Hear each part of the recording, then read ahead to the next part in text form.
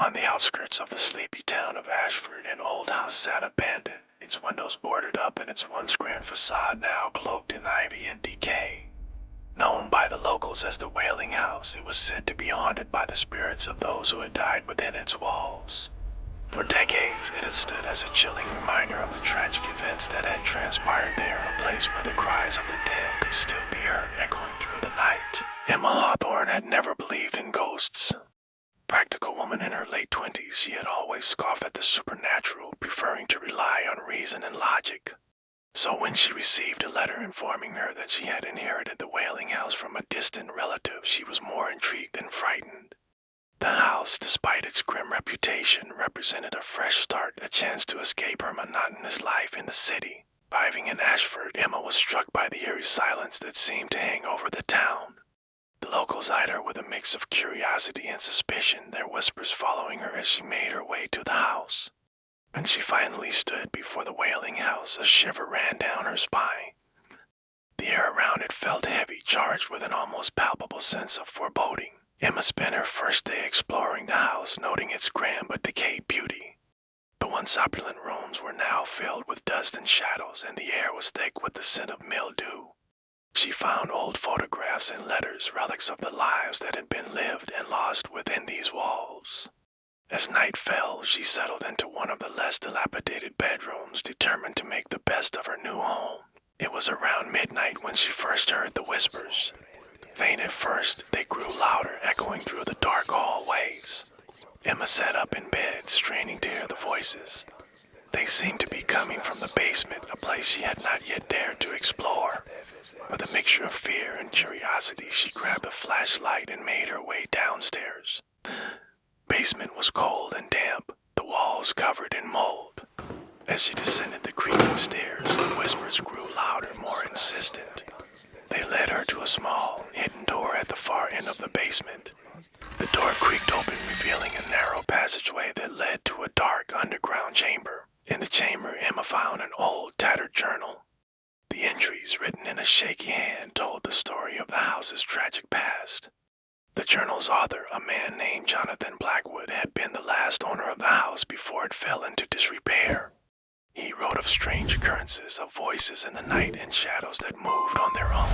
But it was the final entries that sent a chill down Emma's spine. Jonathan described how he had conducted a series of rituals, desperate to communicate with the spirits that haunted the house. He had believed that the house was built on a site of great power, a place where the veil between the living and the dead was thin. In his final entry, he spoke of a terrible mistake, of a door he had opened that he could not close. As Emma read the journal, she felt a sudden coldness in the air. The whispers grew louder, filling the chamber with their eerie chorus. She looked up to see shadowy figures moving towards her, their forms flickering and shifting in the dim light. She backed away, her heart pounding, but the figures continued to advance. From that night on, the hauntings grew more intense. Objects moved on their own, doors slammed shut, and Emma often felt a cold presence watching her. She started having vivid nightmares where she was chased through the dark hallways by the shadowy figures. Each night, the dreams became more real, blurring the line between reality and the supernatural. Desperate for answers, Emma reached out to Dr. Alexander Graves, a renowned paranormal investigator. Dr. Graves had spent years studying haunted locations and had a reputation for uncovering the truth behind the most terrifying hauntings. When he arrived at the Wailing House, he immediately sensed the dark energy that permeated the place. Dr. Graves conducted a thorough investigation using a variety of equipment to detect paranormal activity. He set up cameras and sensors throughout the house, hoping to capture evidence of the spirits that haunted it. As the days passed, the activity grew more intense. Cameras recorded strange lights and shadowy figures, and the sensors detected sudden drops in temperature. But it was during one of their late-night sessions that they made a chilling discovery. In the basement chamber, Dr. Graves found a hidden room behind one of the walls. The room was filled with ancient artifacts and books on the occult. It became clear that Jonathan Blackwood had been involved in dark rituals and that the spirits in the house were the result of his actions. Dr. Graves explained that the rituals had opened a doorway to the spirit world, allowing malevolent entities to enter the house. These entities fed on fear and suffering, and they had been tormenting the inhabitants inhabitants of the house for decades. To banish them, they would need to perform a cleansing ritual to close the doorway and release the trapped spirits. On the night of the ritual, the air was thick with tension. Emma and Dr. Graves set up the altar in the hidden room, lighting candles and chanting ancient incantations. As they recited the words, the temperature dropped and the shadowy figures appeared, their eyes glowing with malevolence. The room shook and the candles flickered as the spirits fought against the ritual.